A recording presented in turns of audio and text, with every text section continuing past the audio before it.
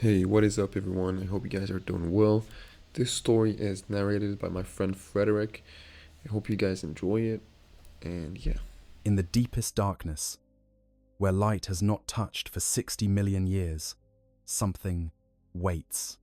The tomb world of Solemnace hangs in the void like a monument to eternity itself, its surface scarred by the passage of eons, its crust split and reformed by tectonic forces that have ground continents to dust and raised new mountain ranges from ancient seabeds.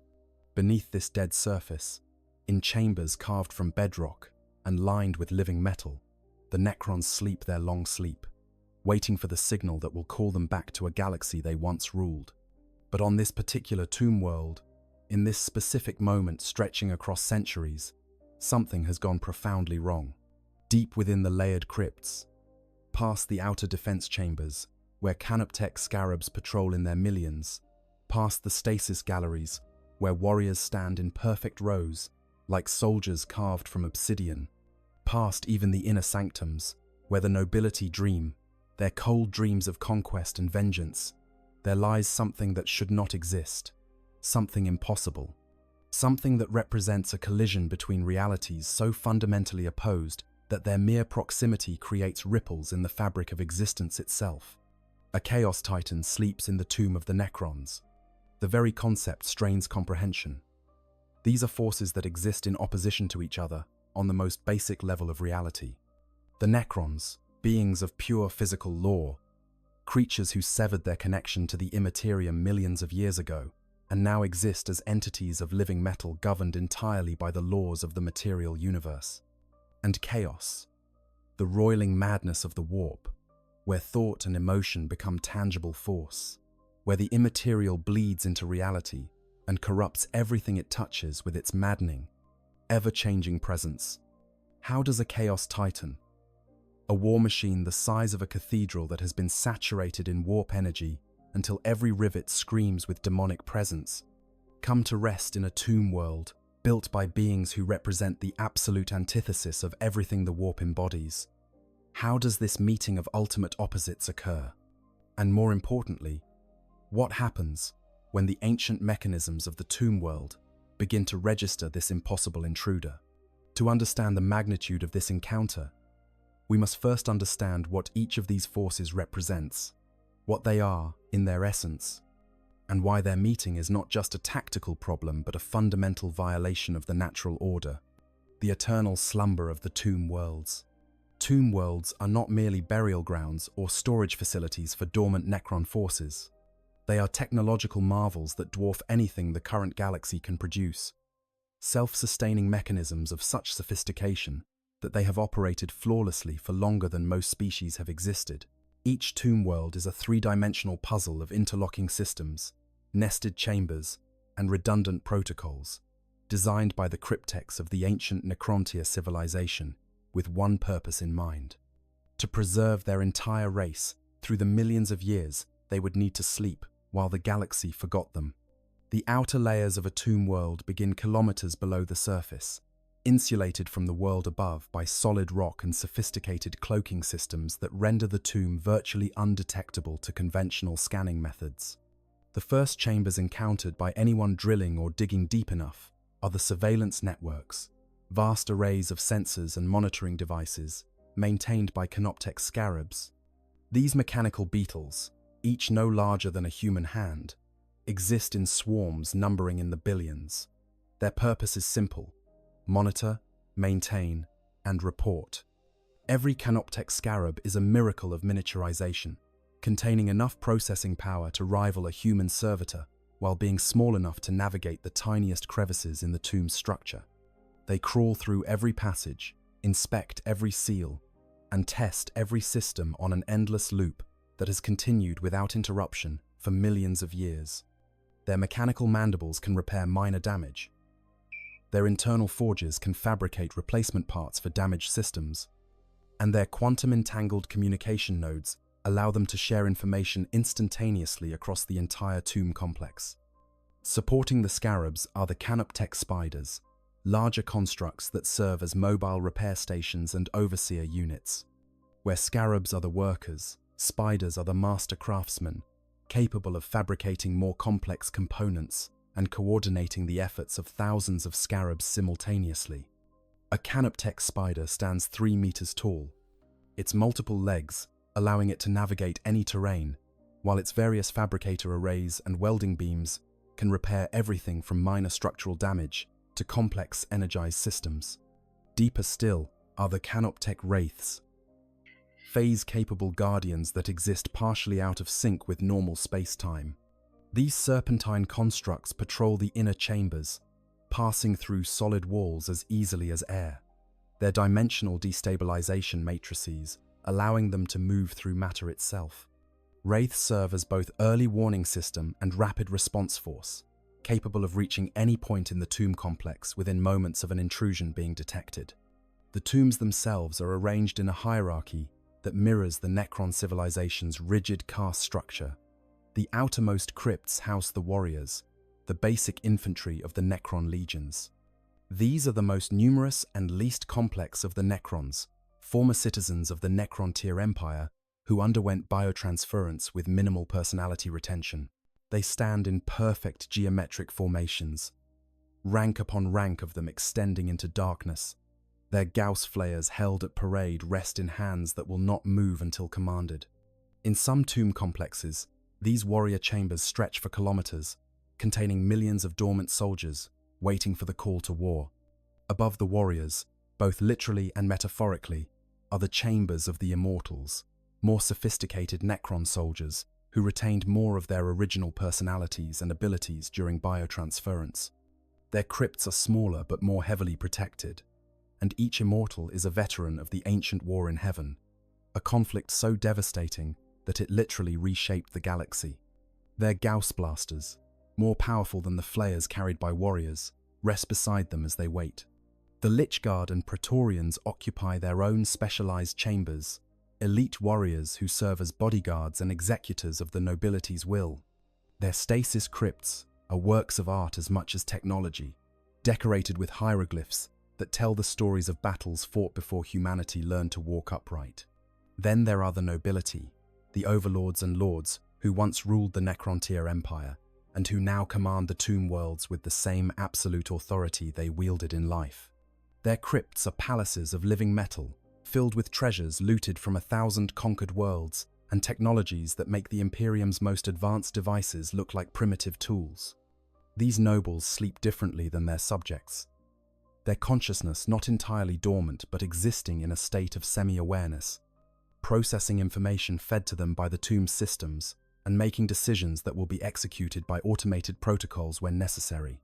At the apex of this hierarchy, in the deepest and most protected chamber of the tomb, lies the Pharaon, the supreme ruler of the dynasty. This individual's crypt is a wonder that defies description. A space that seems larger on the inside than its physical dimensions should allow, filled with technologies that blur the line between science and something approaching magic. The Pharaon's consciousness remains partially active even in stasis, monitoring the tomb world's status through direct connection to its central systems, receiving reports from the canoptek constructs, and maintaining the slow, patient watch that has lasted for millions of years. But perhaps the most crucial individuals in any tomb world are the crypteks, the technomancers who understand and maintain the Necron's reality-defying technology. Some crypteks sleep like the rest of their race, but others exist in states of partial wakefulness, their consciousness distributed across the tomb's systems, directly interfacing with the mechanisms that keep everything functioning. A cryptek's mind might be processing thousands of data streams simultaneously, monitoring power flow, tracking system degradation, and calculating the optimal time for the tomb's full awakening. The tomb's power systems are perhaps its most impressive feature. Deep beneath everything else, tapping into the planet's core or powered by captured stellar fragments, are energy generators that have run continuously for 60 million years without maintenance. These power sources feed enormous batteries of living metal that can store energy with perfect efficiency, releasing it as needed to maintain the stasis fields, run the defensive systems, and power the canoptek constructs. The defensive capabilities of a tomb world are legendary, though few in the current galaxy have witnessed them and survived to tell the tale. The outer layers contain automated weapon systems that can emerge from concealed positions to engage threats. Gauss projectors, capable of stripping the atomic bonds of any material, particle whips that tear targets apart at the molecular level, and quantum shielding that can deflect even the most powerful weapons. Defensive scarabs, specialized variants designed for combat, wait in their millions to swarm any intruder, while combat protocols stand ready to deploy everything from tomb blades to doomsday arcs if the situation demands it. But the most sophisticated defense is perhaps the simplest: isolation. Tomb worlds are designed to be self-contained and self-sufficient, requiring no interaction with the outside universe. They can remain hidden for millennia, their presence betrayed only by the most catastrophic geological events or the most determined archaeological expeditions. The surface of a tomb world typically shows no sign of the vast complex beneath it. The entrances sealed so perfectly that even the most advanced scanning equipment might pass right over them without detecting anything unusual. This is the realm into which a Chaos Titan has somehow intruded. This is the ordered, logical, perfectly maintained mechanism that now contains something fundamentally antithetical to its very existence: Chaos Titans. Corrupted gods of war. To understand what a Chaos Titan truly is, we must first understand Imperial Titans in their uncorrupted state, because Chaos Titans are not built from scratch, but are Imperial machines that have fallen to darkness, their sacred forms violated and transformed into something monstrous. Imperial Titans are the Imperium's ultimate weapons of war, god machines that stride across battlefields like walking cathedrals, their weapons capable of leveling cities and their armor thick enough to shrug off all but the most devastating attacks. These behemoths stand anywhere from 15 meters tall for the smallest Scout Titans to over 40 meters for the massive Warlord class, with the ultra-rare Emperor-class Titans towering over 55 meters in height. Each Titan is not merely a machine, but a sacred relic, its construction taking decades and requiring the efforts of thousands of tech priests and adepts. The frame is built from plasteel and adamantium, reinforced with ceramite armor plates each weighing tons. The power systems rely on plasma reactors that contain energies comparable to small stars, while the weapon systems range from titangent-scale bolters and battle cannons to plasma annihilators and melter weapons capable of vaporizing tanks with a single shot. But the most crucial component of any Titan is its machine spirit, the artificial intelligence or quasi-sentient system that helps pilot the massive war machine. Titan machine spirits are notoriously fierce and aggressive, requiring princeps with iron wills to control them. The princeps, the Titan's commander, doesn't merely pilot the machine, but merges with it through the mind impulse unit, experiencing the Titan's weapons as extensions of their own body and feeling damage to the Titan's systems as physical pain. This connection, this melding of human consciousness with machine spirit, is what makes Titans vulnerable to chaos corruption. The warp feeds on consciousness, on emotion, on the psychic presence that all living things generate. When a Titan's crew is exposed to chaos influence, whether through prolonged combat against demonic forces, capture and imprisonment in warp-tainted locations, or deliberate corruption by chaos sorcerers, the machine spirit begins to change. The process is gradual at first. The Titan's systems start to behave erratically. Weapons fire when not commanded. The princeps experiences visions through the sensory feeds. Strange markings appear on internal components despite no one entering those sections. The machine spirit becomes increasingly aggressive, harder to control, whispering suggestions of violence and destruction to its crew.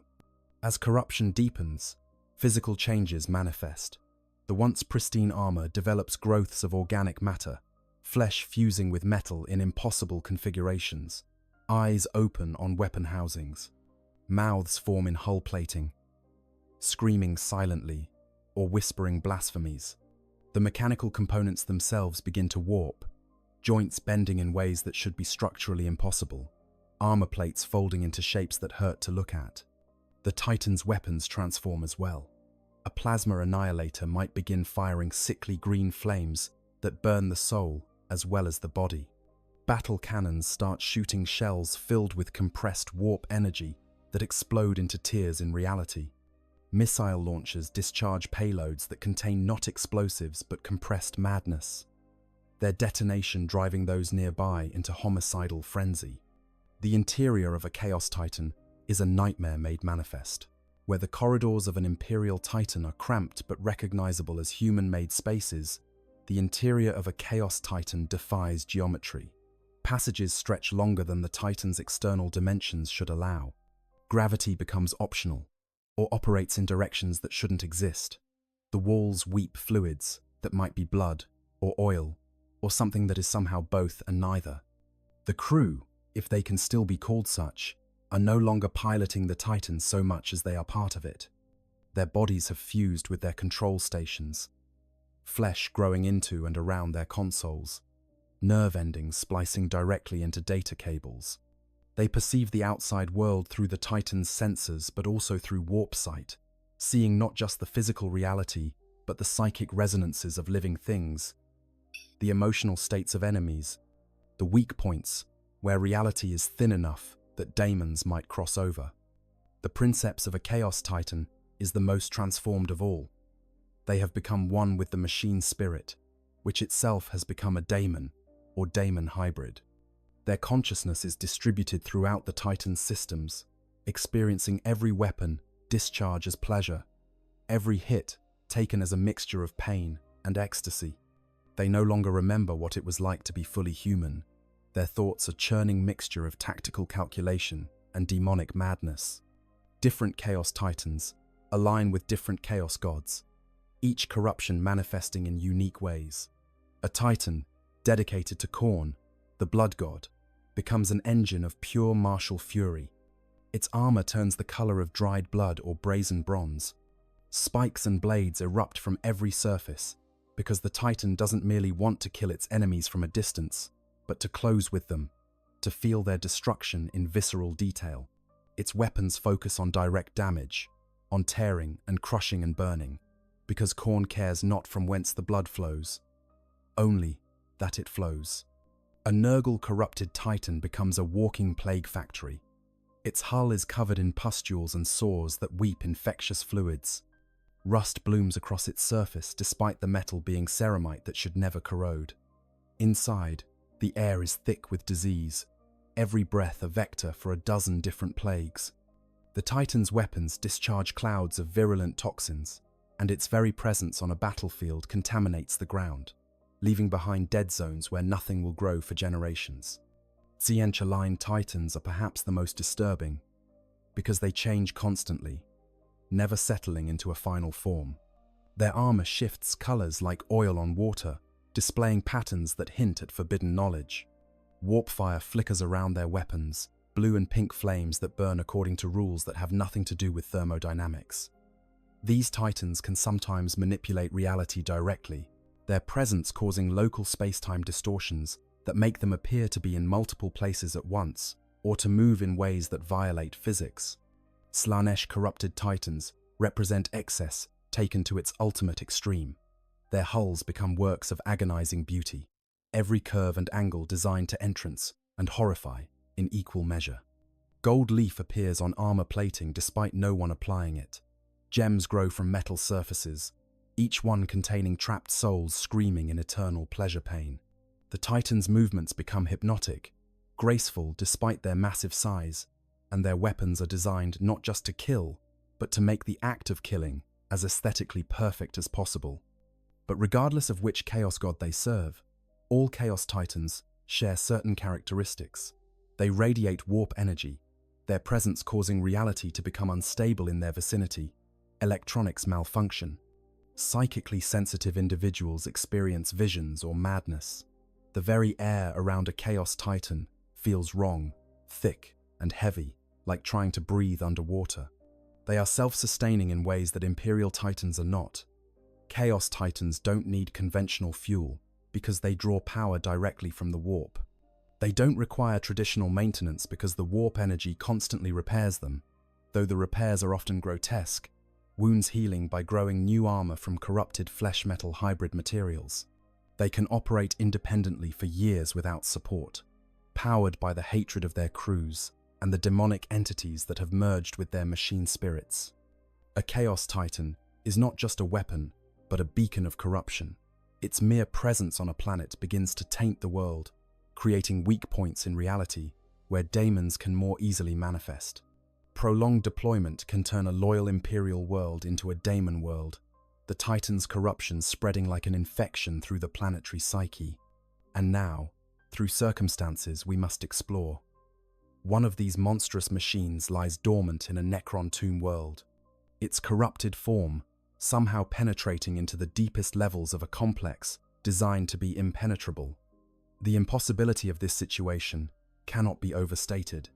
It would be like finding a patch of fire existing in the depths of the ocean, or discovering a living creature thriving in the vacuum of space without protection. How a Chaos Titan enters a tomb. The question of how a Chaos Titan comes to rest within a Necron tomb world is not simple to answer, because it requires understanding not just the physical logistics, but the chain of catastrophic events that must occur for this situation to arise. The most plausible scenario begins not with the tomb world itself, but with the planet's history after the Necrons entered their great sleep. Tomb worlds are chosen specifically because they are geologically stable, unlikely to undergo catastrophic changes that might damage the tomb complexes. But 60 million years is a time span that makes mockery of even the most careful predictions. Continents drift, oceans rise and fall, asteroid impacts reshape entire regions. What was once a carefully selected stable zone might, over the course of millions of years, become anything but. Consider a tomb world that, at the time of the Necrons' great sleep, was a lifeless but geologically stable planet. Over the subsequent millions of years, perhaps through asteroid capture, the planet acquires water. Life emerges, simple at first, but growing more complex as time passes. By the time humans discover this world in the 30th or 31st millennium, it has become a functioning ecosystem, possibly even colonized by the Imperium, with its inhabitants completely unaware of the ancient tomb that lies kilometers beneath their cities. The Imperium establishes itself on this world. Cities are built, hive spires reach toward the sky, and because this is the grim darkness of the far future, where there is only war, eventually conflict comes to this planet. Perhaps it's an orc invasion, a Tyranid splinter fleet, or a chaos incursion. For our scenario, it's chaos that comes calling, bringing with it corrupted titans from a traitor legion's war host. The battle is apocalyptic. Chaos forces clash with Imperial defenders in combat that levels cities and reshapes landscapes. A Chaos Titan, perhaps a warlord class dedicated to Nurgle or Tzientch, strides through the battlefield, its weapons reducing entire defensive lines to molecular vapor, its corruption spreading through Imperial ranks like disease. But Titans, even Chaos Titans, are not invincible. The Imperial defenders manage to land critical hits. Perhaps a squadron of melter-armed bombers manages to get through the Titan's shields and damage its reactor. Perhaps artillery bombardment from hidden positions concentrates enough firepower on a single leg joint to compromise it. Perhaps the local Mechanicus forces deploy their own Titan, and in the resulting duel, both machines are crippled. The Chaos Titan falls, literally. 40 meters of corrupted metal and twisted ceramite crashes to the ground with force comparable to a seismic event. The impact crater extends hundreds of meters in every direction, and the shockwave causes structural damage across kilometers of surrounding territory. But here's where the scenario becomes particularly relevant to our discussion. The fallen Titan, massively damaged and partially destroyed, doesn't explode as one might expect. Chaos Titans are resilient in ways that defy normal engineering principles. The warp energy that sustains them can keep critical systems functioning, even when conventional logic says the machine should be a dead hulk. The corrupted reactor might enter a state of low-power operation, generating just enough energy to maintain minimal life support and prevent total system failure. Now, several paths could lead to the Titan's eventual entombment. The simplest is geological.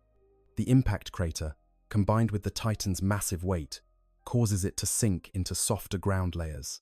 Over time, measured in centuries or millennia, sediment accumulates over the fallen war machine. Erosion, flooding, and tectonic activity gradually bury it deeper.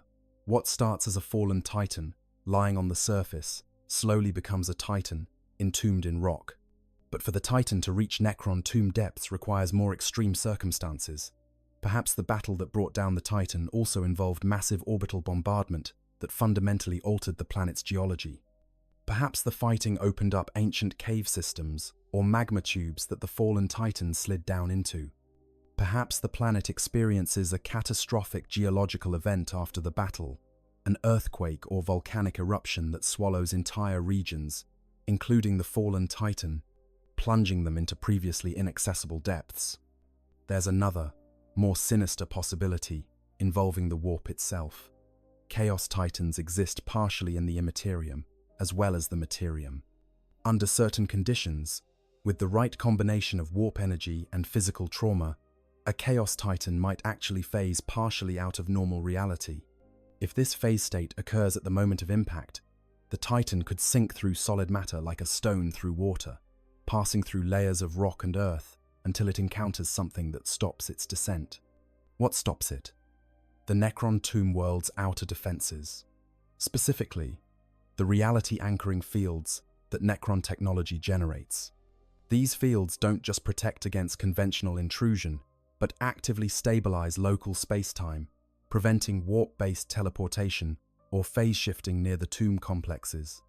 A Chaos Titan in an unstable phase state would encounter these fields and be forcibly returned to normal reality, finding itself trapped in the layers of protective rock surrounding the tomb.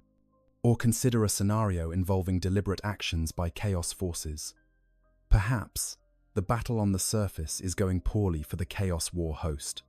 Rather than allow their corrupted Titan to be destroyed by Imperial forces and possibly purified or salvaged, they deliberately crash it into a weak point in the planetary crust, causing it to sink into underground caverns. Their intention might be to hide it, to preserve it for later retrieval. They don't know about the Necron tomb below, because the Necron's cloaking fields prevent detection. The Chaos forces think they're hiding their damaged Titan in natural cave systems.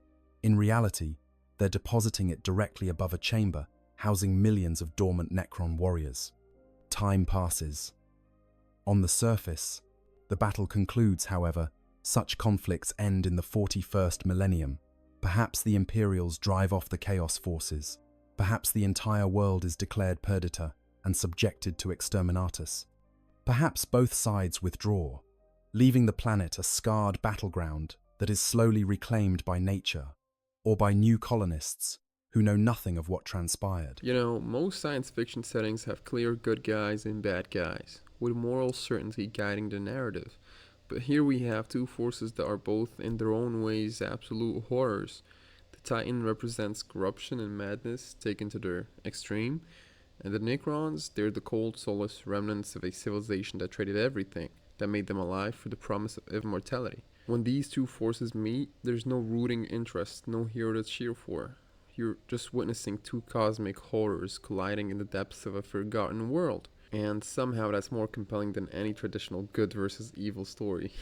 And that's what keeps me coming back to Warhammer 40K. Even after all these years of exploring its lore, every faction has moments where you understand their perspective, where their horrifying choices almost make sense. The Necrons aren't wrong that the warp is dangerous. Chaos isn't wrong that consciousness and emotions are fundamental to existence. They're both correct, and the galaxy burns because of it.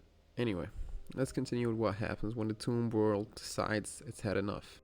But deep underground, the Chaos Titan remains, its systems in minimal operation, sustained by trickles of warp energy that seep through from the Imperium. The corruption it embodies doesn't spread far because the surrounding rock isn't conducive to such influence, and the Necron tomb's reality stabilization fields create a boundary that warp energies struggle to cross. Years become decades. Decades become centuries. The Titan lies dormant, slowly sinking deeper through geological processes, moving centimeter by centimeter through layers of sedimentary rock and ancient stone. The corrupted machine spirit within it remains semi-conscious, aware but unable to act, dreaming fever dreams of battle and slaughter while its physical form remains trapped. Eventually, Inevitably, the Titan comes to rest in a location where it makes contact with the tomb world proper. Not the deep chambers where the Necrons sleep, not yet, but the outer monitoring layers where Canoptech scarabs patrol and sensors sweep constantly for any anomaly. And when those sensors detect something, when the first scarabs investigate and report back data that makes no sense, according to any parameter in their 60-million-year-old programming, the tomb world begins to wake, the awakening. When the tomb stirs, the first awareness comes not to consciousness, but to machines. Canoptech scarabs, following their eternal protocols, detect an anomaly. The sensors built into the tomb's outer shell register something that shouldn't exist. A massive metallic object that has appeared in the scan data that wasn't there during the previous sweep. The scarab's response is automatic. Investigative swarms deploy, billions of tiny mechanical constructs flowing through microscopic cracks in the tomb's outer armor toward the anomaly. They emerge into a chamber that has been compressed and cracked by the Titan's gradual descent, and what they find contradicts every data point in their ancient programming. Metal, certainly. That part makes sense. The scarab's sensors detect ferrous compounds, titanium, ceramite, plasteel, but these metals are wrong. They're too new, their isotopic decay suggesting they're only a few thousand years old at most. Impossible. Nothing manufactured should exist in these depths that isn't measured in millions of years. Worse, the metals are contaminated with something the scarab's sensors can barely register. Their instruments detect thermal signatures that violate thermodynamic laws, electromagnetic fluctuations that cycle in patterns that suggest intelligence but aren't consistent with any known machine intelligence, and structural configurations that seem to shift slightly when not being directly observed. The scarabs attempt their primary function, maintenance and repair. They approach the massive corrupted hull, their molecular manipulators extending to analyze the composition more directly. But the moment they make contact, several things happen simultaneously. First, some scarabs simply stop functioning. Their systems don't shut down in the normal sense. They cease to operate in ways that suggest the very logic governing their operation has become invalid. When other scarabs try to analyze these failed units, they find no damage, no system failure. The scarabs have simply stopped being functional machines and become inert metal sculptures. Second, other scarabs begin to behave erratically. Their programming, unchanged for 60 million years, suddenly develops what could almost be called glitches, except that Necron technology doesn't glitch. These scarabs start moving in patterns that serve no purpose, or attempt to execute commands that don't exist in their instruction sets, or transmit data packets filled with information that doesn't correspond to anything in reality. Third, and most concerning, a few scarabs appear to be affected by something that could almost be described as corruption, except that Necrons and their constructs don't experience warp corruption. These units begin to show structural changes, their living metal surfaces developing patterns that resemble organic growth, their movements becoming less mechanical and more fluid in ways that suggest something other than their original programming is guiding them. The data streams back to the Canoptech spiders, the next level of the tomb's automatic response system. These larger constructs analyze the reports from the scarabs, and their more sophisticated processing systems recognize what the simpler scarabs could not fully comprehend. This is a threat. Not a geological threat like an earthquake or volcanic intrusion. Not a mechanical threat like equipment failure. This is something that attacks the very foundations of what Necron technology is, challenging the laws of physics that govern the tomb world's operation. The spiders deploy additional scarab swarms, this time with specialized programming designed to handle anomalies. They also dispatch Canoptech wraiths, phase-capable constructs that can approach the anomaly from multiple dimensional angles simultaneously. The wraiths phase through the surrounding rock, emerging from impossible angles to scan the corrupted Titan. What the wraiths discover is deeply troubling. Transmitted in quantum-entangled data, bursts to the tomb's central systems. The metallic object is definitely a machine, and more than that, it's a war machine of considerable sophistication. But it's a war machine that violates several fundamental principles that Necron science holds as absolute. It operates on power systems that draw energy from somewhere that isn't the material universe. Its structural integrity is maintained by forces that ignore standard material stress calculations. And most disturbing of all, it contains something that registers to Necron sensors as consciousness, but isn't housed in any recognizable substrate. The tomb's automatic threat assessment protocols activate. Algorithms that haven't run in 60 million years spin up, analyzing threat parameters and calculating responses. The corrupted Titan is classified as a potential catastrophic threat based on several factors: its unknown origin, its anomalous properties, its proximity to the tomb's critical systems, and the fact that it seems to be affecting canoptech constructs in ways that shouldn't be possible. This assessment triggers the next level of awakening protocol. Deep in the tomb's central processing chambers, cryptechs stir from their long dormancy. These are not full awakenings. Not yet. The cryptech's consciousness rises to a state of enhanced processing, still not fully active but capable of receiving and analyzing data from the canoptech constructs. The cryptechs examine the sensor data, and their response is immediate and unambiguous. Full alert status. Commands flow through the tomb's systems. More canoptech constructs deploy. Defense protocols activate. And most significantly, the first of the tomb's actual inhabitants begin to wake. Necron warriors in the outer chambers receive activation signals. Their stasis fields collapse. Ancient joints that haven't moved in millions of years begin to articulate, and optical sensors that have been dark for longer than most species have existed start to glow with sickly green light. These warriors are not fully conscious in any meaningful sense. They're more like biological robots, capable of following orders and executing tactics, but possessing minimal independent thought. But they're combat capable, and that's what matters. The warriors form up in their ancient formations, each unit precise to the millimeter in spacing and alignment, despite the vast time since they last moved. They carry Gauss flares, weapons that function on principles that even the Imperium's most advanced tech priests barely understand. These weapons don't shoot projectiles or energy beams in any conventional sense. They fire streams of quantum energy that destabilizes atomic bonds, literally disassembling targets one molecule at a time. Under cryptech guidance, transmitted through quantum-entangled command networks, the warriors advance toward the anomaly. They move through passages that open before them and seal behind, the tomb's living metal architecture reconfiguring to create optimal approach routes while maintaining containment of the threat. As the warriors approach, they begin to experience anomalies of their own. Their targeting systems report fluctuations. Some warriors detect heat signatures that violate thermodynamic principles. Others register electromagnetic patterns that suggest consciousness, but can't identify any life signs. A few warriors at the very front of the formation actually begin to malfunction, their systems experiencing the same kind of impossible errors that affected the scarabs earlier. The cryptechs observe this data with growing alarm. Whatever this intruder is, it's not just a physical threat, but something that attacks the fundamental nature of Necron technology itself. The decision is made to wake higher authorities. This situation requires not just automated responses, but actual strategic thinking, and that means waking the nobility. In chambers deep within the tomb, overlords begin their awakening sequence. Unlike warriors, overlords are fully conscious beings with personalities, memories, and the ability to make complex strategic decisions.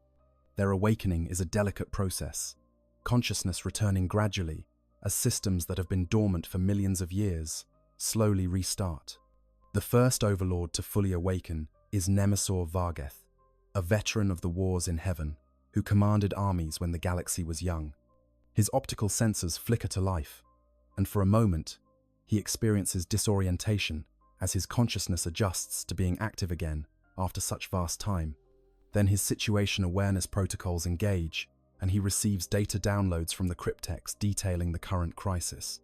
Vargheth's response is immediate and characteristic of Necron nobility. Acquire more data before committing forces. He commands the warriors to establish a perimeter around the anomaly, but not to engage unless it demonstrates hostile action. He orders additional cryptechs awakened to analyze the situation more thoroughly. and he initiates the awakening sequence for the tomb's pharaoh, because something about this situation suggests it may require the highest level of strategic authority. Meanwhile, at the anomaly itself, the Chaos Titan begins to stir. The increased Necron activity, the energy signatures from awakening systems, the quantum fluctuations as the tomb comes fully online, all of this creates ripples in the warp. And the Titan, sustained by warp energy even in its dormant state, responds to these ripples. Inside the corrupted hull, the merged consciousness of the princeps and machine spirit, Daemon begins to rise toward awareness. After centuries of dormancy, after endless time trapped in this tomb of metal and stone, something is happening. Power begins to flow more readily through corrupted systems. Weapon arrays that have been offline for hundreds of years start their startup sequences, and the Titan begins to assess its situation. What it finds is confusing to its warped perception. It's surrounded by metal, that much is clear, but this metal is different from anything in its experience. The Titan's senses, corrupted as they are, struggle to analyze the living metal of the Necron tomb. The readings make no sense. The metal seems to be both inert and active, both technological and almost organic, both ancient beyond measuring and somehow new. And the presence of the Necrons themselves registers in ways that disturb even the Titan's daemon-touched consciousness. The Titan is used to experiencing living things as collections of emotional energy, souls that burn with passion and fear, and all the emotions that feed the warp. But the Necrons register as voids, as absences where consciousness should be. They're clearly intelligent, clearly acting with purpose, but they generate no psychic presence whatsoever. To the Titan's warp site, they appear as moving holes in reality, negative spaces that define themselves by what they're not, rather than what they are. This is deeply disturbing to the Titan's corrupted machine spirit, because chaos relies on emotional resonance, on the interplay of consciousness and warp energy. The Necrons represent a complete absence of these things, and the Titan doesn't have the conceptual framework to understand entities that exist entirely outside the warp's influence. The stage is set for confrontation. On one side, awakening Necron forces, representing the pinnacle of material science and technology, beings who severed their connection to the Imperium millions of years ago, and now exist as pure physical entities governed entirely by the laws of real space. On the other, a Chaos Titan, representing the ultimate corruption of both technology and consciousness, a being that exists as much in the warp as in reality, sustained by energies that defy physical law, and motivated by drives that have no place in a sane universe. What happens when these two forces meet? What occurs when the material absolute encounters the immaterial corruption? We're about to find out, and the answer will shake the foundations of this tomb world. The initial moments of contact between the two forces are almost anticlimactic in their precision. The Necron warriors, having established their perimeter, simply stand motionless, their Gauss flares aimed at the Titan, but not yet firing. This is calculated psychological warfare, though its effectiveness against a corrupted war machine with a demonic consciousness is questionable. The stillness of the Necrons, the absolute silence of thousands of metal warriors standing in perfect formation, creates an atmosphere of dread that would affect organic opponents. The Chaos Titan, its sensors sweeping the area, registers the Necron forces with growing confusion and anger. The machine spirit, merged with its demonic aspect, tries to analyze these entities surrounding it, but the analysis returns contradictory results. The Necrons are clearly there, occupying physical space, their metal bodies reflecting sensor returns. But to the Titan's warp site, they appear as voids, as absences where consciousness should be. It's like looking at shadows cast by objects that don't exist, or hearing the echoes of sounds that were never made. This cognitive dissonance enrages the Titan. Its corrupted mind cannot process entities that violate its fundamental understanding of reality. In the warp-touched portions of its consciousness, there are only two categories of existence: things that burn with the fire of consciousness and can be corrupted, and inert matter that has no awareness.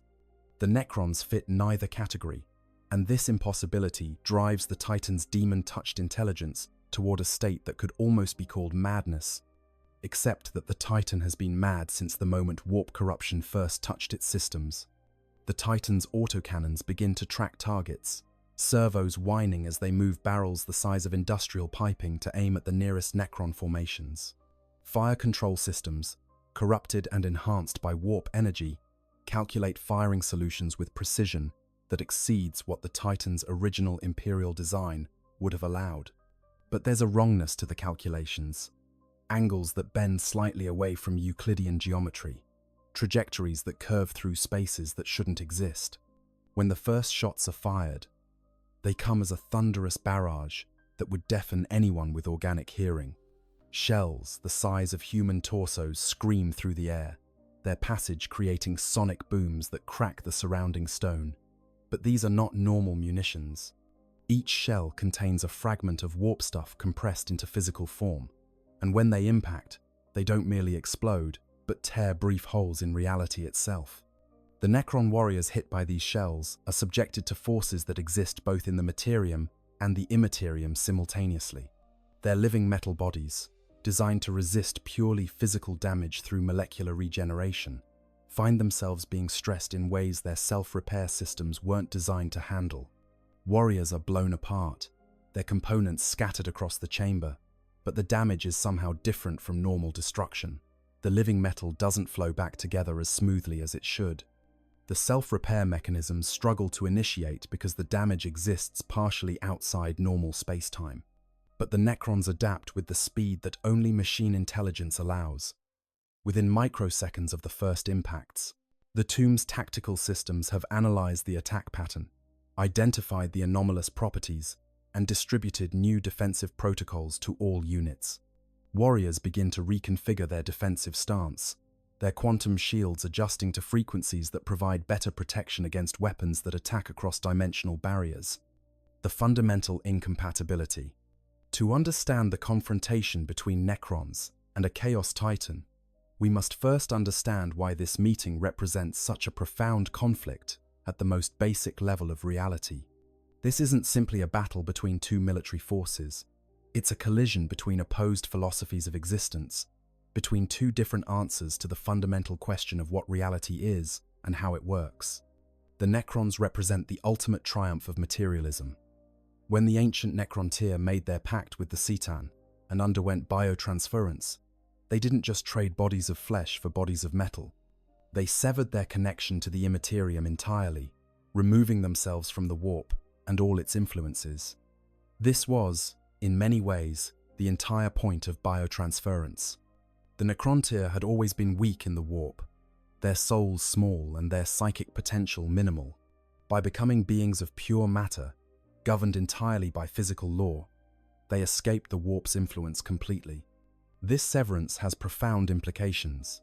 Necrons cannot be corrupted by chaos because corruption requires a soul, a psychic presence that can be twisted and perverted. Necrons generate no warp signature. To psychic senses, they appear as voids, absences of life, rather than a different form of it. Daemons cannot possess them because there's nothing to possess. Chaos sorcery that targets the mind or soul simply fails against Necrons because they have neither in any form the warp can interact with. Necron technology operates on the same principle of complete material existence. Their weapons function through manipulation of fundamental physical forces. Gauss weapons work by destabilizing atomic bonds, a purely physical process. Their living metal repairs itself through programmed molecular machines, not through any mystical process. Even their most reality-defying technologies, like inertialess drives or dimensionality manipulation, operate through advanced physics, rather than anything touching the Immaterium. This creates a form of armor against warp influence that's more absolute than any shield or protection. Necrons don't resist chaos. They exist outside the framework chaos operates in. It's not that chaos attacks can't hurt them. It's that most forms of chaos attack simply don't apply to them. The Chaos Titan represents the exact opposite philosophy. It's a being whose very existence depends on the warp, that draws its power from the Immaterium and is sustained by the emotions and psychic energy of living things. The Titan's corrupted machine spirit is partially a daemon, a being of pure warp energy given form. The crew has been so corrupted that their consciousness exists as much in the warp as in real space. Even the Titan's physical components have been so saturated with warp energy that they've begun to exhibit properties that have no basis in material physics. Chaos corruption works by overwhelming an entity's connection to the warp with emotions and energies that twist and pervert. It feeds on fear, on anger, on desire, on despair. It grows stronger where belief is strong and emotions run hot. It corrupts by making offers that promise power, by whispering truths that drive the listener mad, by showing visions that break the mind's ability to distinguish reality from nightmare. None of these tactics work against Necrons. You can't tempt beings who don't feel desire in any meaningful sense. You can't drive mad minds that operate on deterministic logic rather than emotion. You can't corrupt souls that don't exist.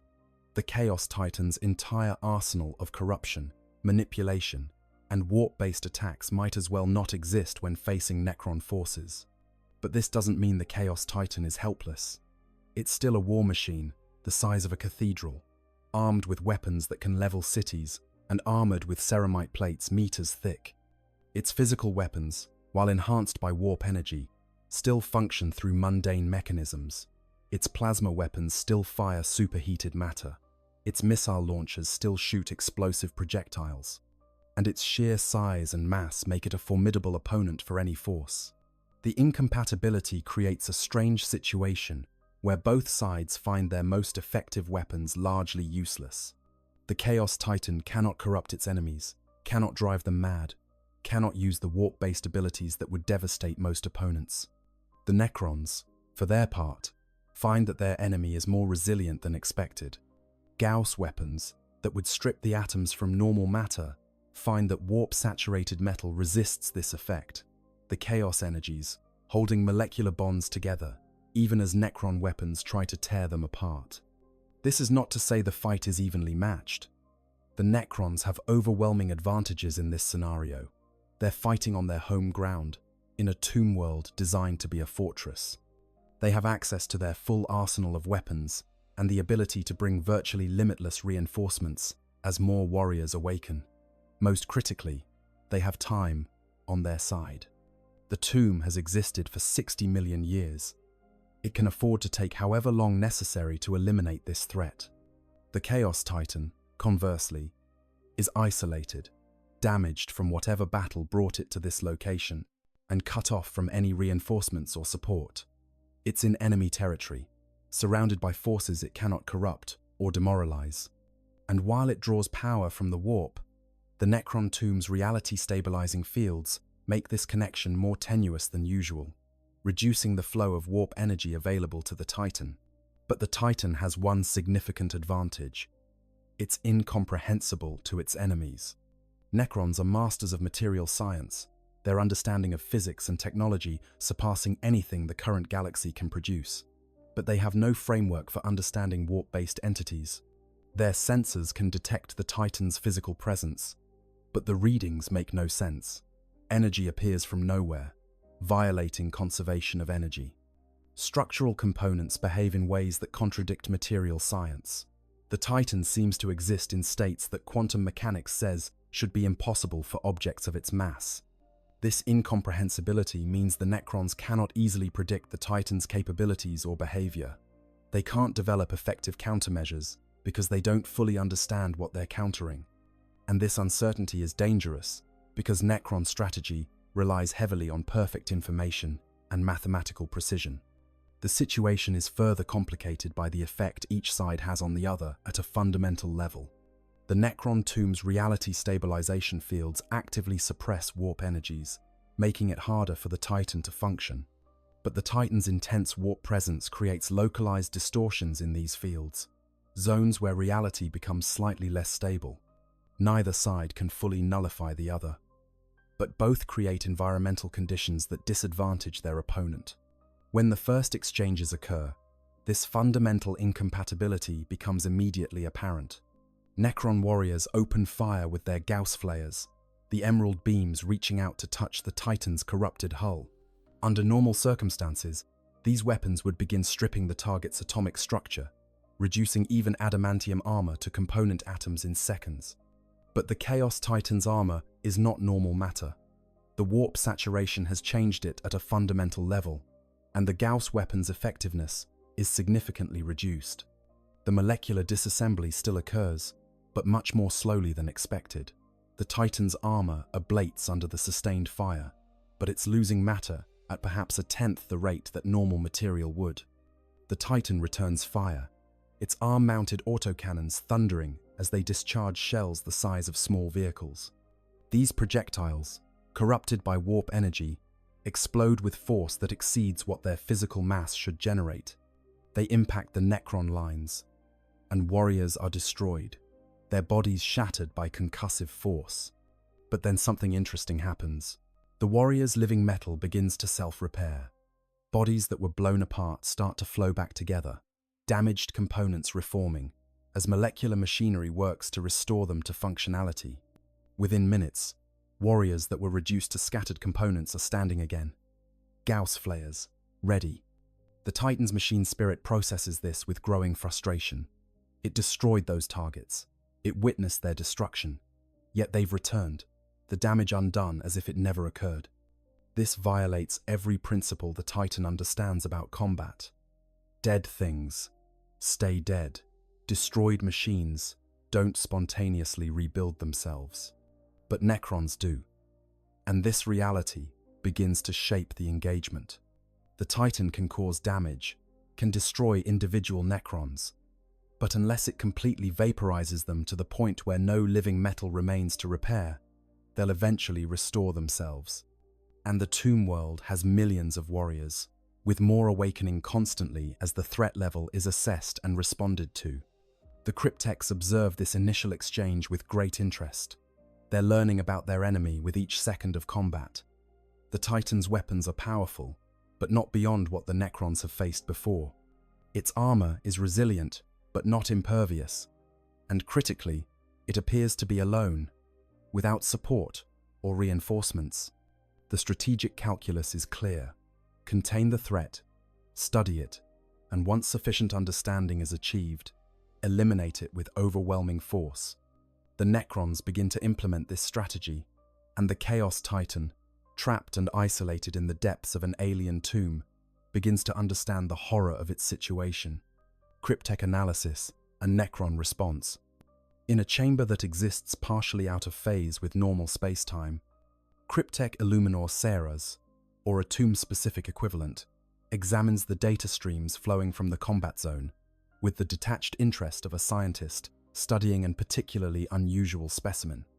The cryptech's consciousness has been distributed across multiple processing nodes, allowing simultaneous analysis of thousands of data points while maintaining awareness of the broader tactical situation.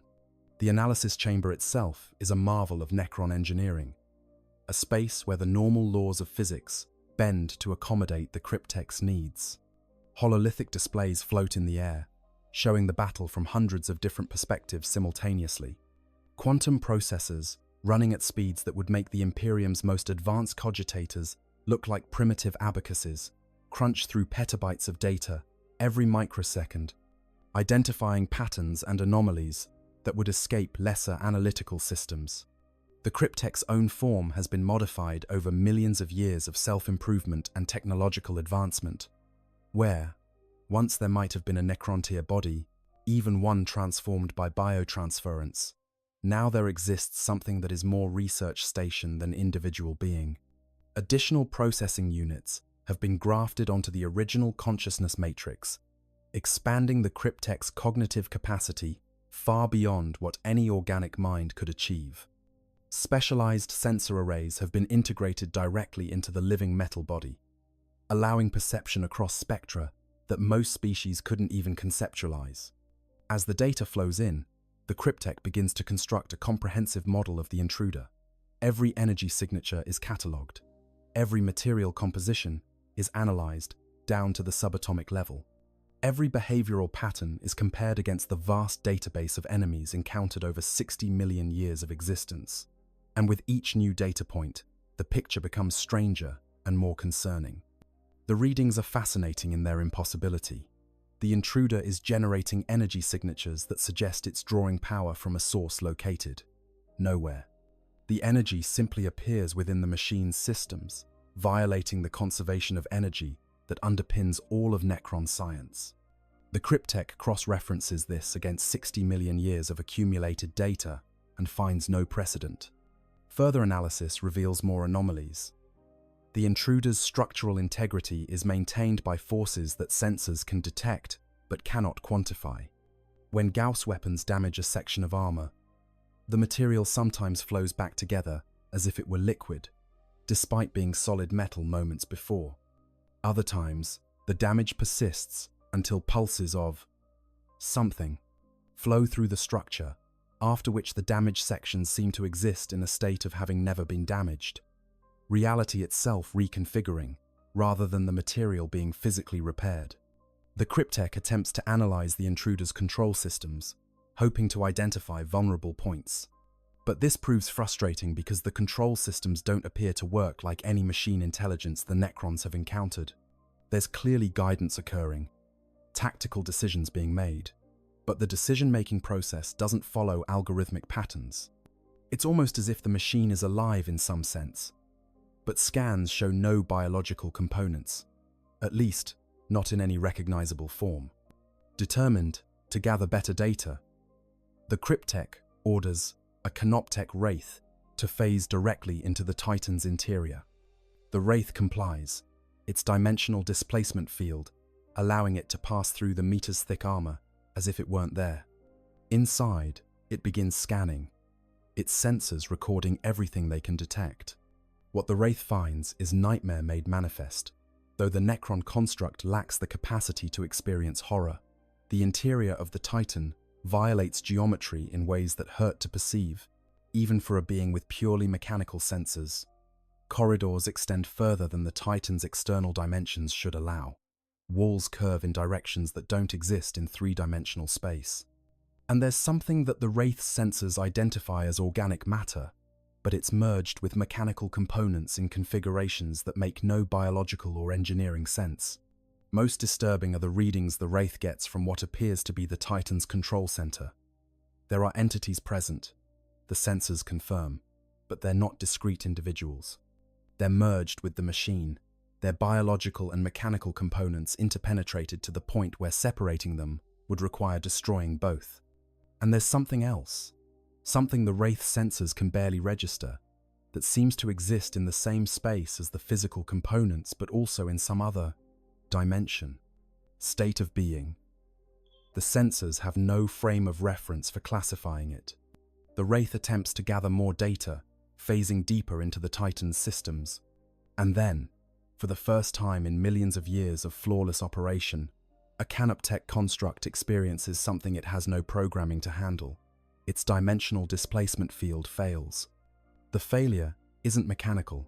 The Wraith systems are functioning perfectly, but somehow, the space it's trying to phase through won't allow the transition.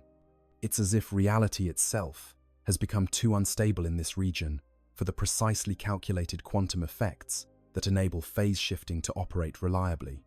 The Wraith finds itself locked in normal spacetime, trapped inside the Titan, and then the Titan's internal defenses notice the intruder. What happens next would be classified as combat, but it's combat unlike anything in the Necron database. The Titan's interior systems attack the Wraith, but they don't use weapons in any conventional sense. The walls themselves seem to become hostile, metal flowing like liquid to engulf the construct. Gravity reverses or increases to crushing intensity in localized zones. The air itself becomes acidic, though the Wraith has no vulnerable organic components to be affected by such attacks. But then stranger assaults begin. The Wraith's sensors start receiving inputs that can't possibly be accurate. They report that the construct is on fire, despite no combustion reaction occurring. They claim the Wraith is being torn apart, though structural integrity remains at 100%. They insist the construct is in multiple locations simultaneously, which is possible through phase shifting but not while locked in normal space. The Wraith's central processor, attempting to reconcile these contradictory inputs, begins to experience what could almost be called confusion. Its decision trees branch into impossible configurations. Its logic gates receive inputs that suggest the law of non-contradiction no longer applies. And slowly, inexorably, the construct's systems begin to fail, not because they're damaged, but because the fundamental logic underlying their operation is being violated. Outside the Titan, the Cryptek observes the Wraith's signal degrading into static and then disappearing entirely. The loss of a Canoptek construct is not emotionally significant to the Cryptek, but it's tactically important. The Wraith was destroyed or disabled, and more critically, the data stream was corrupted before loss of signal, suggesting the intruder can somehow attack the logical foundations of Necron technology itself. This is escalated to Overlord Vargheth, who considers the implications. If the intruder can disable Canoptek constructs and corrupt data, it might be capable of affecting more sophisticated systems. The risk of allowing it to remain active, even contained, is unacceptable. The decision is made. Overwhelming force will be applied to destroy the intruder completely, preferably by reducing it to atomic vapor that cannot regenerate. But the Cryptek requests a delay.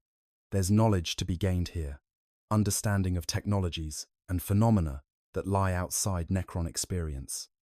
The intruder appears to operate on principles that violate fundamental physical laws, and understanding how this is possible could advance Necron science significantly. Vargheth considers this request with the cold calculation that characterizes Necron decision-making. The potential knowledge gain is weighed against the tactical risk of delay. The Tomb World's security is paramount, but the acquisition of new technological knowledge is also a high priority. Finally, he grants the Cryptek a limited time window to conduct additional analysis before the intruder is destroyed. The Cryptek immediately begins deploying additional sensors and scanning equipment, awakening specialized Canoptek constructs designed for deep analysis rather than combat. But simultaneously, Vargheth orders the awakening of the tomb's heavy combat units. Lichguard take their positions, elite warriors who serve as the Overlord's personal guard and executors of his will.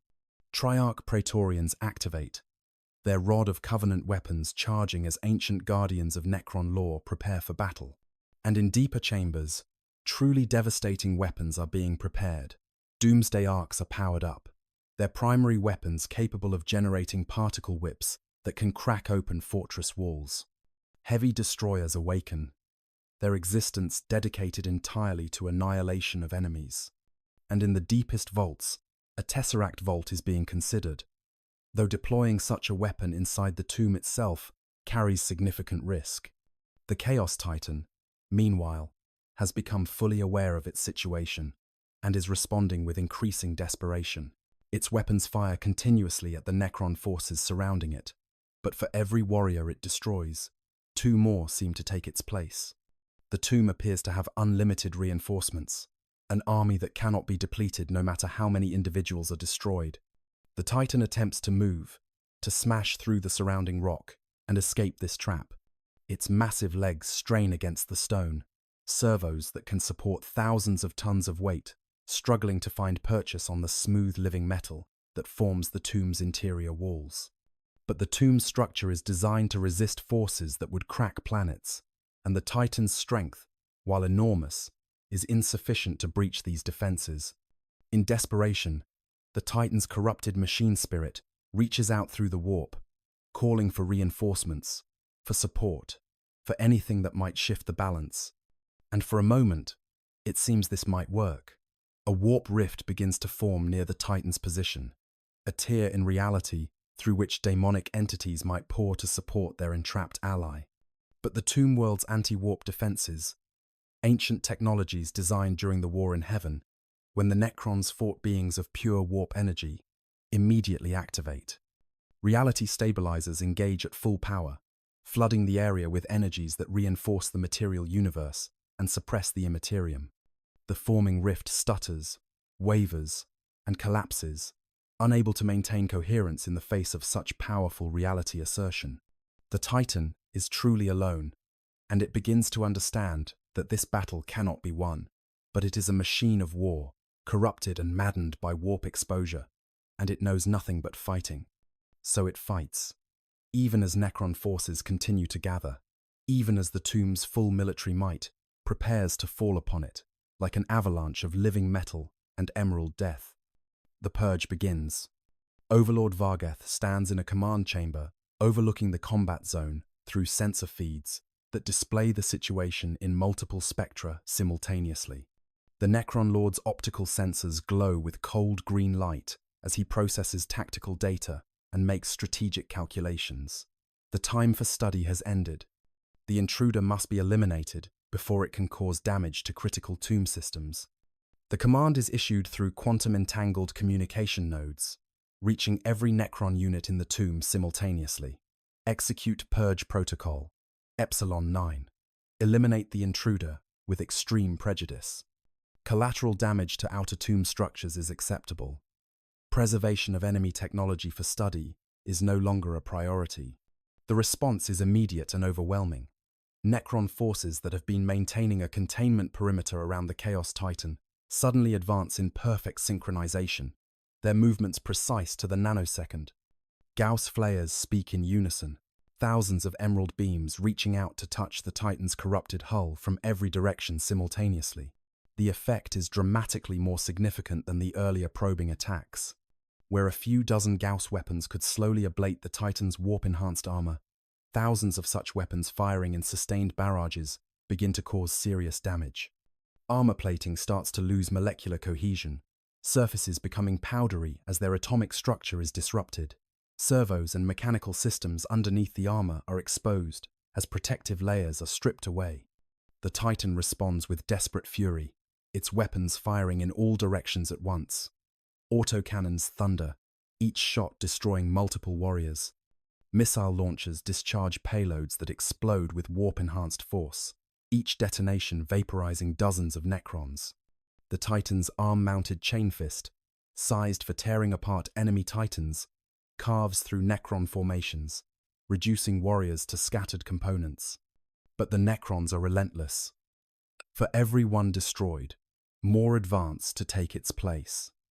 Warriors march over the scattered remains of their fellows without hesitation, their Gauss weapons never ceasing, their emerald chorus of destruction.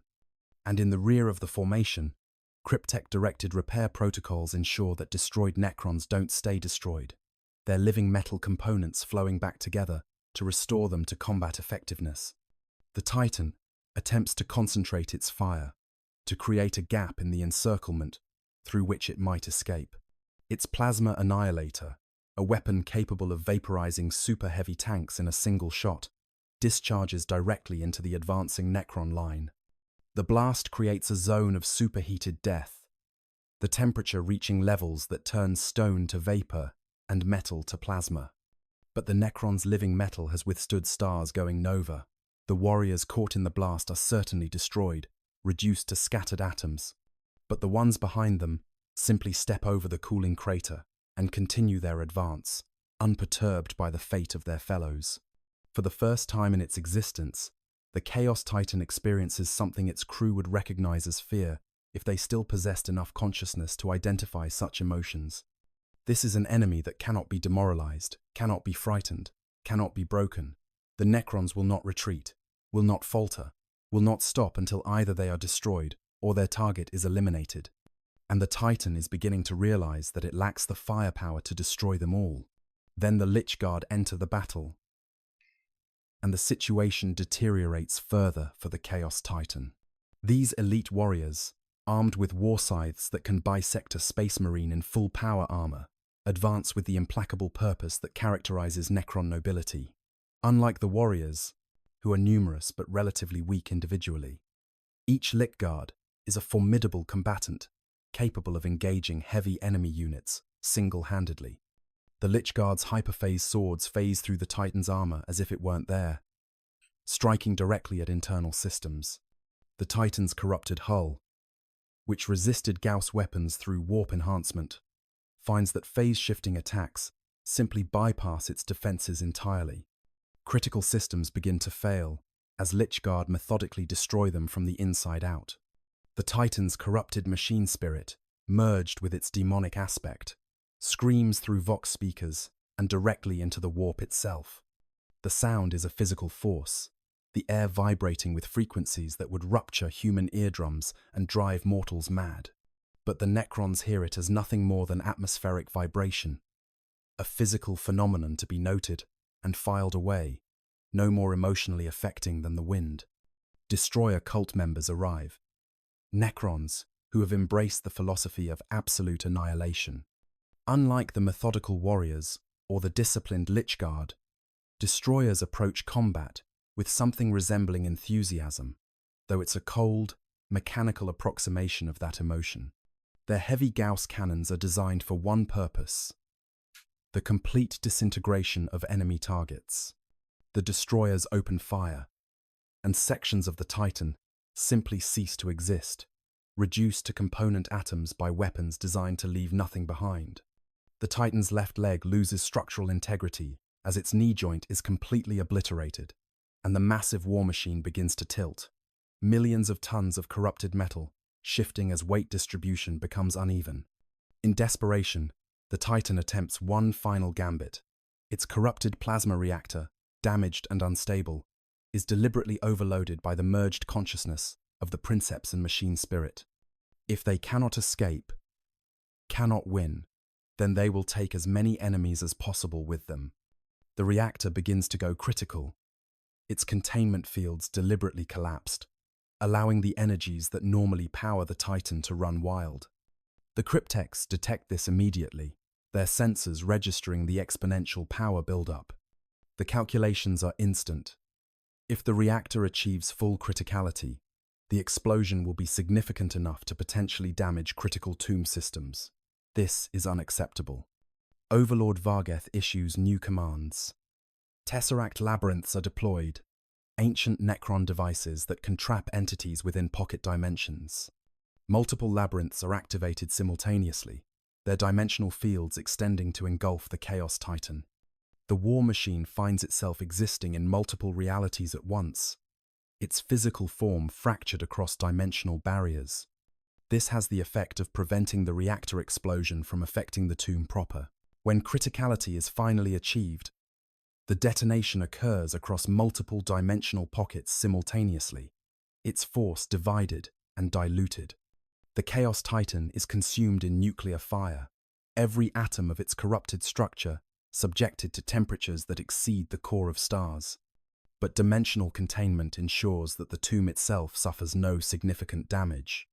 The explosion is contained, compressed, and eventually dissipated into pocket dimensions that will collapse once the energy has dispersed harmlessly.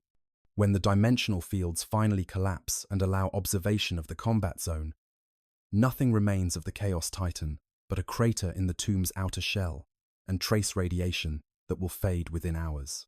The corrupted war machine has been completely annihilated, reduced to fundamental particles and scattered across dimensions. The Necron forces stand in perfect formations around the crater, unmoving, awaiting new orders. Thousands of warriors maintain their positions. Lich Guard hold their weapons at ready. Destroyers hover with cannons still glowing from sustained fire. They will stand there for centuries if commanded, patient as only the deathless can be. Aftermath and cleansing. In the hours following the Chaos Titan's destruction, the Tomb World's Canoptech constructs begin the process of repair and restoration. Scarabs swarm over damaged sections of the outer tomb, their molecular manipulators working to restore the living metal to its original configuration. The crater left by the Titan's final explosion is filled with metal that flows like liquid, hardening into solid barriers that will be stronger than what was there before. But physical repairs are only part of the restoration process. The cryptechs conduct extensive scans of every system that came into contact with the intruder, searching for any lingering contamination or corruption. This is delicate work because warp taint is insidious, capable of persisting in ways that purely physical threats cannot. Interestingly, the cryptechs find that most systems show no contamination whatsoever. The warp energies that saturated the Chaos Titan were unable to affect Necron technology in any lasting way, because there's simply no mechanism by which warp energy can corrupt beings who exist entirely outside the Imperium. The few systems that show anomalies are ones that experienced physical damage during the combat, not true corruption. The canoptek constructs that malfunctioned during the initial investigation are recovered and analyzed. The cryptechs determine that the failures were caused by data inputs that violated the logical frameworks underlying Necron machine intelligence. The constructs hadn't been corrupted so much as confused into non-functionality by receiving sensor data that contradicted fundamental programming assumptions. This leads to an interesting development. The cryptechs modify the programming of all canoptek constructs to better handle anomalous inputs, adding error-checking routines that can identify when sensor data violates physical law and flag such readings for higher-level analysis, rather than attempting to process them normally. It's a small improvement, but it represents the tomb world learning from this encounter, adapting to handle threats it had never anticipated in its original design. The destroyed Necron warriors and other units are restored through the tomb's self-repair mechanisms. Living metal flows back together, consciousness matrices are reactivated, and within days, every Necron destroyed during the purge is back to full functionality. The only permanent losses are a handful of constructs that were so thoroughly destroyed that not enough living metal remained to enable self-repair. Overlord Vargoth conducts an after-action analysis, reviewing the battle from multiple tactical perspectives. The engagement revealed several interesting points about current threats in the galaxy. First, enemy technology has advanced since the Necrons entered their Great Sleep. The Chaos Titan represented sophistication that would have been impossible for the lesser races 60 million years ago. Second, the encounter demonstrated that there are forces in the current galaxy that operate on principles entirely outside Necron understanding. The warp-based nature of chaos corruption represents a blind spot in Necron knowledge, an area where their scientific understanding is essentially non-existent. Third, and perhaps most concerning, the incident revealed that the tomb world's isolation is not absolute. Something managed to penetrate to depths that should have been impossible to reach, suggesting that the tomb's defensive systems may need to be upgraded to account for threats that weren't anticipated when the tomb was designed. These conclusions are recorded in the tomb's archives and flagged for discussion when higher authorities awaken. But for now, Overlord Vargoth makes the decision to increase security protocols, to station more canoptek constructs in the outer layers, and to maintain a higher alert status than the tomb has used in millions of years. The Pharaon, the tomb world's supreme ruler, receives reports of the incident, but does not fully awaken. The situation was handled adequately by subordinates, and there's no need to waste the energy required for a full Pharaon awakening. But instructions are left in the tomb's systems. Monitor for similar intrusions, and report immediately if anything suggests this was not an isolated incident. In the wider galaxy, the destruction of the Chaos Titan goes completely unnoticed. The warband that originally deployed it probably assumed it was destroyed in whatever battle brought it down. And they wouldn't be entirely wrong. No Chaos forces detected its awakening in the Necron tomb or its final destruction, because the tomb world's reality stabilization fields prevented warp signals from escaping. The planet above the tomb world continues its existence, its inhabitants unaware that deep beneath their feet, a battle occurred between forces representing opposed fundamentals of reality. If there are colonists or inhabitants on the surface, they notice nothing more than perhaps some minor seismic activity that was quickly forgotten. But in the depths of the tomb, records have been made, data has been collected, knowledge has been gained. The Necrons now know that the current galaxy contains threats they did not anticipate, forces that operate on principles they don't fully understand.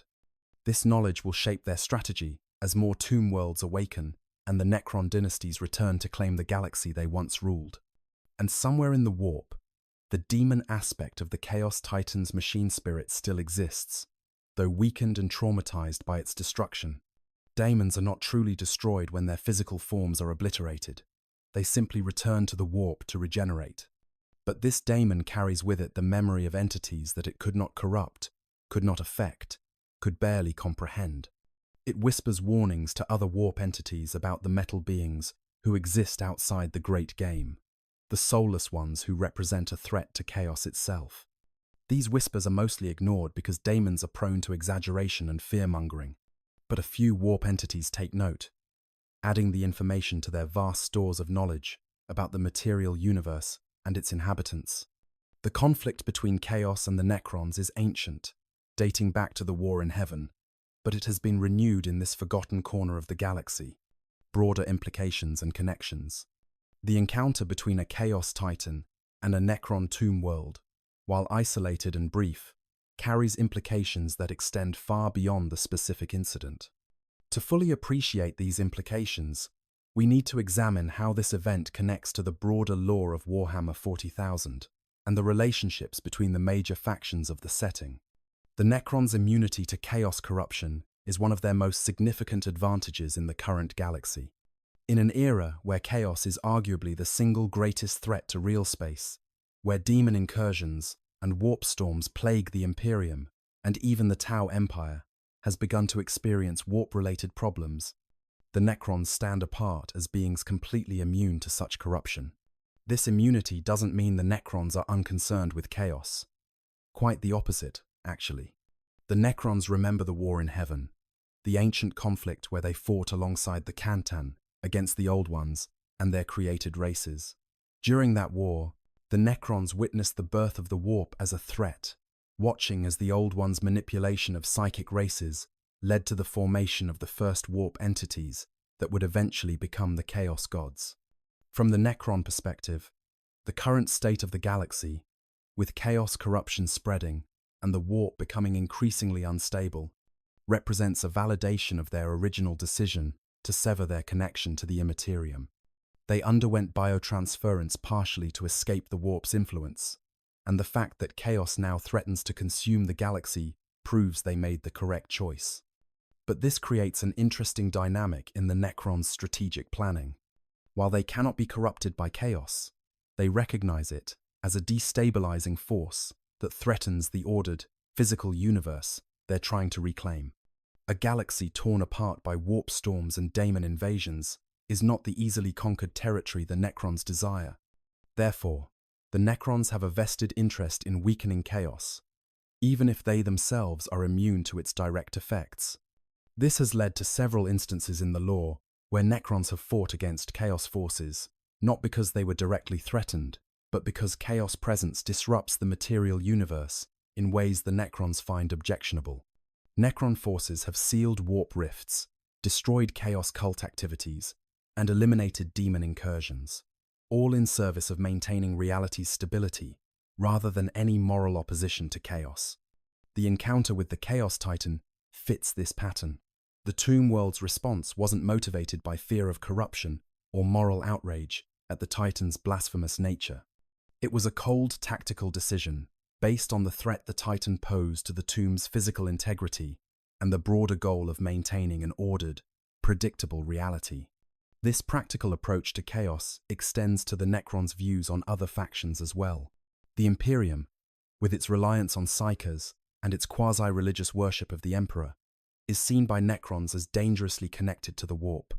The Eldar, whose entire culture is built around psychic ability, are viewed as walking Warp conduits who deserve elimination for their role in weakening reality's fabric. Interestingly, the Tau might be the faction the Necrons view most favorably. Though favorably, in this context, simply means least objectionably warp-tainted. The Tau have minimal psychic presence and rely primarily on material technology, making them almost comprehensible to the Necron worldview. This doesn't mean the Necrons won't attempt to exterminate the Tau if they encounter them, but the Necrons at least understand how Tau technology works, which is more than they can say for most other factions.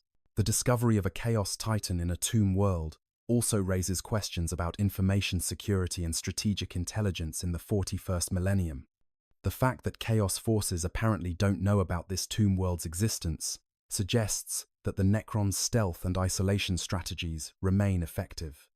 But it also means the Imperium likely doesn't know about this tomb either, which could become a problem if the tomb fully awakens and begins military operations. There's a broader pattern here worth noting.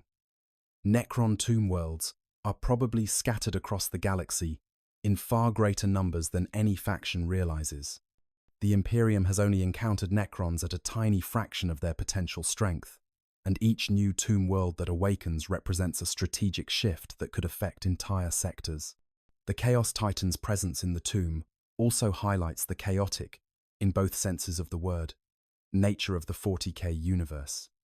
Unlikely events happen constantly because the galaxy is so vast and has been in a state of near-constant warfare for so long. Chaos, titans crash on random planets. Ancient tombs lie forgotten for millions of years. Sometimes, these two things intersect in ways that create bizarre, unprecedented situations. This is part of the beauty of the Warhammer 40,000 setting. It's large enough and complex enough that almost any scenario, no matter how improbable, can plausibly occur somewhere. A Chaos Titan ending up in a Necron tomb is exactly the kind of dark, ironic circumstance that defines the setting. From a technological perspective, the encounter represents a clash between two approaches to warfare that are both incredibly advanced, but in completely different directions. The Chaos Titan represents technology pushed to its absolute limits, and then corrupted beyond those limits by warp energy, achieving impossible capabilities at the cost of stability and sanity. Necron technology represents the perfection of material science, achieving seemingly impossible results through pure physics and engineering without any warp influence. Neither approach is objectively superior. They're optimized for different objectives. Chaos, corruption, grants immense power and adaptability, but at the cost of control and reliability. Necron technology is stable and predictable, but lacks the flexibility that warp enhancement can provide. This technological clash mirrors the broader philosophical divide in 40K between order and chaos, between the material and the immaterial, between logic and madness. The Necrons want a galaxy that operates according to predictable physical laws, where cause and effect follow mathematical precision. Chaos represents the opposite, a universe where will and emotion can reshape reality, where the impossible becomes possible through belief and corruption. The fact that both approaches have survived to the 41st millennium and both have achieved galactic-scale influence suggests that neither philosophy can claim complete victory. The materium and the immaterium are both fundamental aspects of reality, and trying to eliminate one in favor of the other may be impossible. This brings us to one of the deeper themes of the Warhammer 40,000 setting, the tragedy of incompatible truths. The Necrons aren't wrong, that warp influence is dangerous and destabilizing. But chaos isn't wrong, that consciousness and emotion are fundamental aspects of existence that can't be simply eliminated. Both sides have legitimate claims, but their goals are mutually exclusive. The same tragic incompatibility exists in many other conflicts in the setting. The Imperium isn't wrong that alien species often pose existential threats to humanity. But the Tau aren't wrong that cooperation might achieve more than endless war. The Eldar aren't wrong that preserving their culture matters, but the Necrons aren't wrong that the Eldar's actions contributed to current galactic instability. These incompatible truths ensure that 40K remains a setting without easy answers or clear good guys. Every faction has understandable motivations and legitimate grievances, but their solutions conflict in ways that make peaceful coexistence impossible. This is why there is only war, historical parallels, and recorded encounters.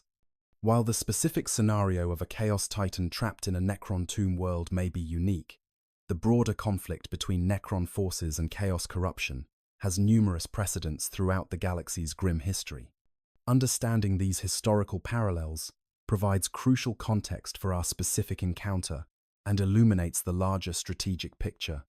The first and most significant historical parallel dates back to the War in Heaven itself, that ancient conflict that reshaped the galaxy and created many of the conditions that define the current era.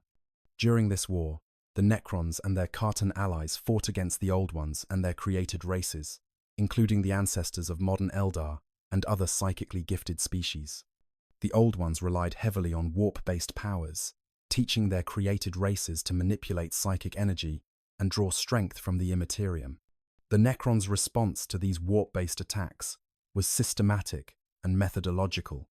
They developed technologies specifically designed to counter immaterial threats, weapons, and systems that could harm demonic entities, and seal warp rifts.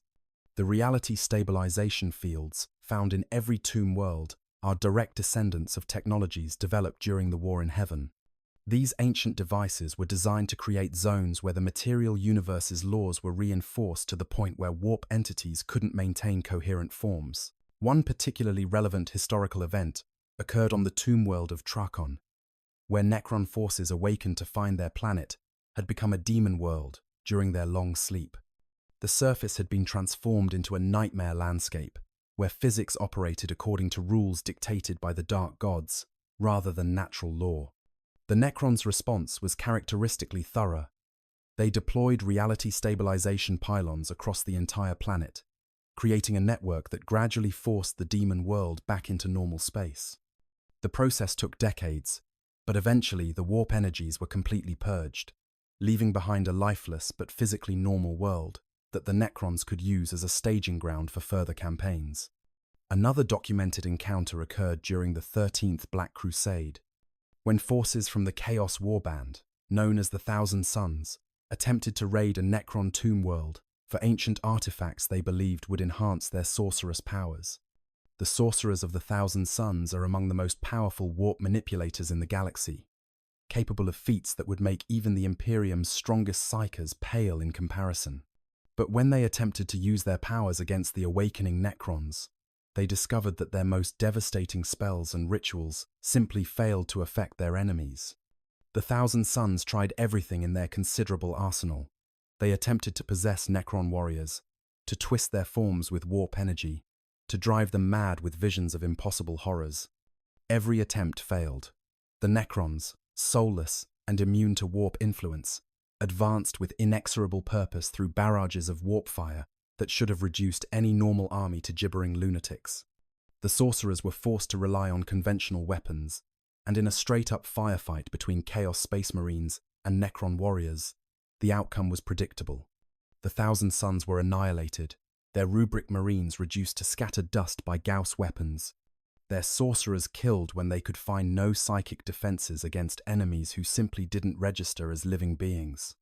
A more recent and particularly disturbing encounter occurred on the Forge world of Bellerophon, where a chaos incursion coincided with the awakening of a Necron tomb beneath the planet's industrial wastelands.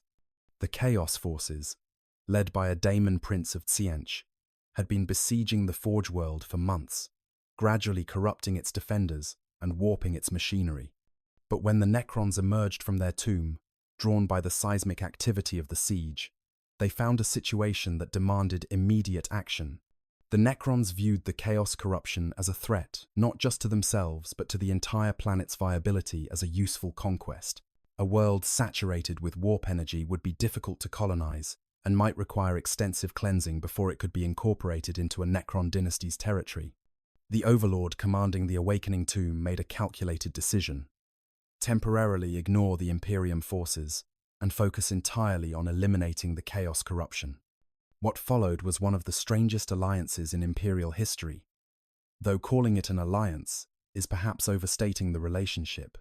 The Necrons advanced on Chaos positions with mechanical precision, their Gauss weapons cutting through corrupted Chaos Marines and demonic entities alike. The Imperial defenders, recognizing that the Necrons were inadvertently helping their cause, redirected their own forces to support the advance, creating a pincer movement that trapped the Chaos forces between Imperial and Necron armies. The Demon Prince, realizing it faced enemies it couldn't corrupt or manipulate, attempted to retreat back into the warp. But the Necrons deployed Tesseract labyrinths, devices that can trap even demonic entities in pocket dimensions. The Daemon Prince found itself confined, unable to return to the warp, and was systematically dismantled by concentrated Gauss fire until its material form was completely destroyed. After the Chaos forces were eliminated, the temporary cooperation ended abruptly. The Necrons turned on the Imperial defenders they had been fighting alongside moments before, viewing them as future enemies who were merely less immediately threatening than Chaos. The Imperials, weakened by months of siege warfare, were forced to abandon the Forge world, leaving it to the Necrons. But they survived, which was more than could be said for the Chaos Warband. On the world of Galmec, A different kind of encounter occurred when a Necron dynasty discovered that a Chaos cult had established a ritual site directly above their tomb complex. The cultists were attempting to summon a greater demon, creating a massive warp rift that would allow the entity to manifest fully in real space. The ritual's psychic emanations penetrated deep into the tomb, the warp energies washing over dormant Necrons like waves against a shore. The Necrons were completely unaffected by the ritual's psychic components, but the warp rift itself posed a physical threat. If the demon successfully manifested and the warp rift expanded, it could destabilize the local region of space to the point where the tomb world itself might be dragged into the warp. The Necrons couldn't allow this. The tomb's automated defenses activated first, targeting the ritual site with long-range particle weapons that could strike targets on the surface from the tomb's depths. The cultists' physical defenses were overwhelmed in seconds, their fortifications reduced to atomic vapor by weapons that had been ancient when humanity was still learning to make fire. But the ritual had gained too much momentum. The warp rift was already forming, and killing the cultists didn't stop the summoning. This required direct intervention. A canoptek spider, modified to carry reality stabilization equipment, emerged from the tomb and approached the warp rift. The daemon, trying to push through from the other side, registered the spider's presence and attempted to attack it, sending tendrils of warp energy to corrupt and destroy the Necron construct. But the tendrils simply dissipated against the spider's reality stabilization field, unable to affect an entity that existed entirely outside the warp's influence. The spider positioned itself at the rift's center and activated its reality stabilization equipment at maximum power. The field expanded, reinforcing normal spacetime and making it increasingly difficult for the warp to maintain its intrusion. The daemon's manifestation began to fail, its partially formed body losing coherence as the material universe reasserted its dominance. Within minutes, the rift had collapsed completely, and the demon was forced back into the Imperium, its summoning thwarted by technology older than the Imperium itself. These historical examples establish several patterns in Necron-Chaos interactions. First, the Necrons possess both the means and the will to counter Chaos corruption when it threatens their interests.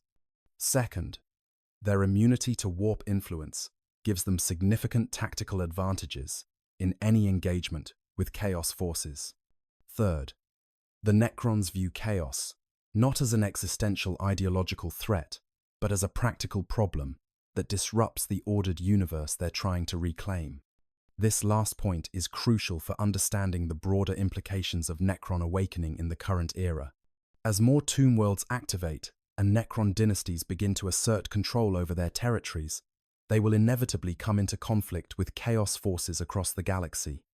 These conflicts will be characterized by the same pattern we saw in our tomb world encounter: Chaos, attempting to use its normal tactics of corruption and manipulation, discovering those tactics are completely ineffective, and being forced into a straight material confrontation where the Necrons' technological superiority often grants them victory.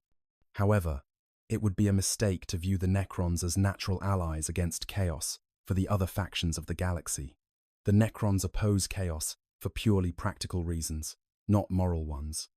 They're equally willing to destroy Imperial worlds, wage war against the Tau, or exterminate Orc populations. Their goal is dominance over the entire galaxy, return to the ordered state they remember from their ancient empire. Anyone standing in the way of that goal, whether corrupted by Chaos or not, is an enemy to be eliminated. The encounter between our Chaos Titan and the Necron tomb world fits perfectly into this historical pattern. The Necrons detected a warp-corrupted intruder, assessed it as a threat to tomb integrity and local reality stability, and eliminated it with overwhelming force. The fact that the intruder was a massive war machine made no difference to the outcome. The Necrons have faced demon princes, sorcerer lords, and corrupted titans before. They will face them again.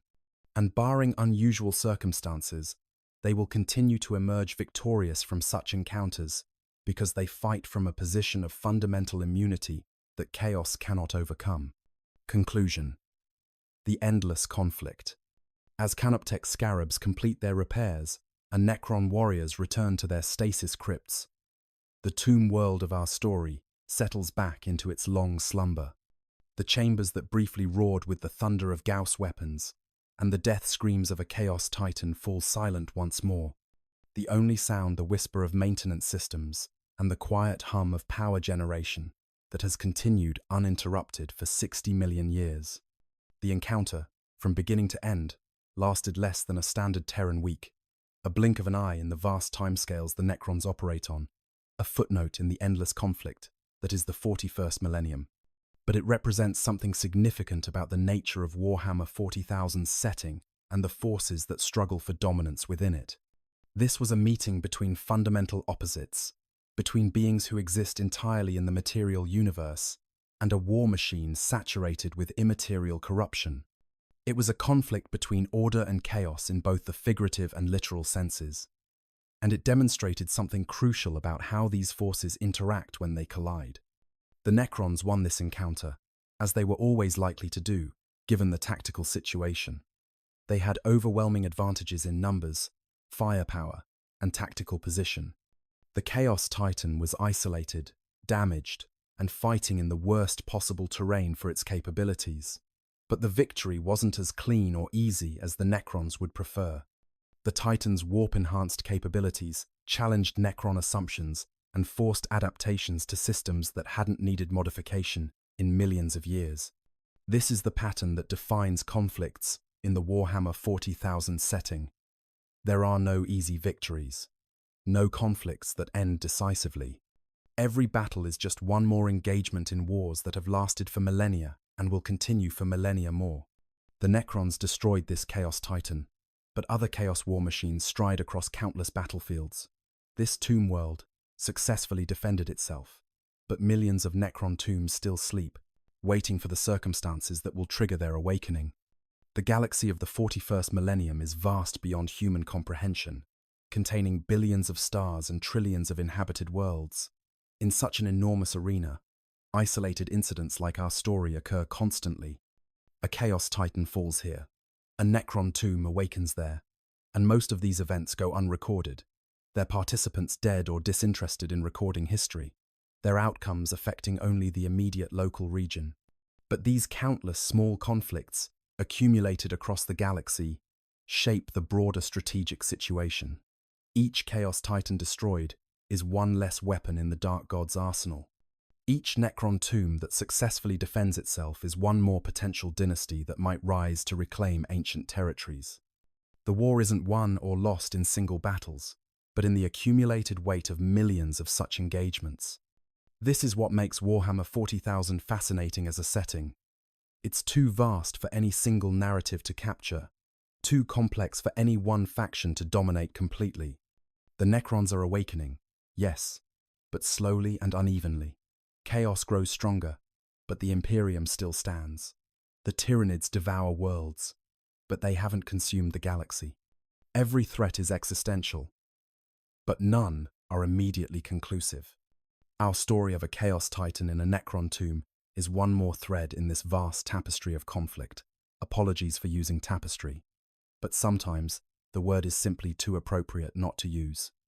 It's a small story in galactic terms, but it represents the kinds of strange, unprecedented encounters that occur when ancient forces wake to find the galaxy has changed in their absence and new horrors have emerged to challenge their supremacy.